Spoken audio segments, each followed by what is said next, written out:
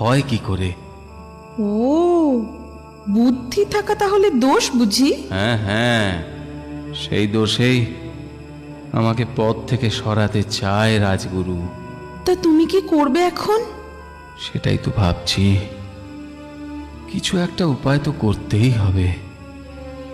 অত সহজে আমি হার মানব না। কিন্তু আমার যে বড্ড ভয় করছে গো। না না, ভয়ের কিছু নেই। বুদ্ধি বলে আমাকে আমাকে জিততেই হবে। শোনো, আমি যা বলছি রাজাকে গিয়ে বলো। আমি আমি যাব? হ্যাঁ, তুমিই যাবে, গিয়ে বলবে, মহারাজ, মহারাজ, সে আসতে পারল না। কেন? গত রাতে সে এক পুত্র সন্তানের জন্ম দিয়েছে।